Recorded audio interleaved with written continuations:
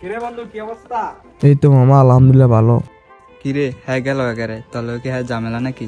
আরে ওর কথা বাদ দে তো। স্যার মামা স্যার আমরা চিলমোড়ে আছি, চিলমোড়ে ওরে যাইতে দি। আরে বেড়া আমরা এক লগে গ্রামের ফোলা পাই না, এক লগে কাজ রাখলে হইব। আজকে হ্যাঁ মারলে কালকে আমরা হ্যাঁ জানাজা দেবো। আমরা সবাই এক লগে চলবো, বুঝছি মেশে হয়ে যাই খালি বালি। দাঁড়া 1 মিনিট, আমি আর এখন দান পাচ্ছি।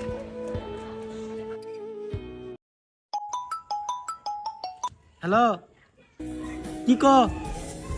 তা কোন কেন তাড়াতাড়ি আয়। না আমি জানাম না, লগে হ্যাঁ থাকলে আমি যাই না, তোর আড্ডা দি।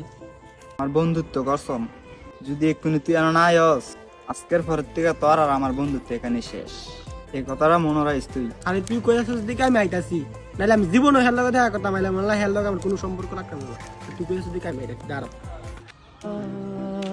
কিরে কি হইছে, ডাক দিলি কেরে?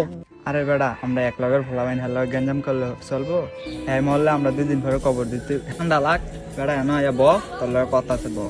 এ ভাই তুই আয়া আন্দা ব।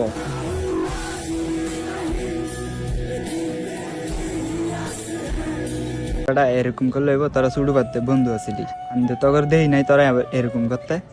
আচ্ছা তোরা যখন এরকম কাম করছস, আচ্ছা ওর শরীর দিক তুই তাকাইয়া ক তুই আর বন্ধু না?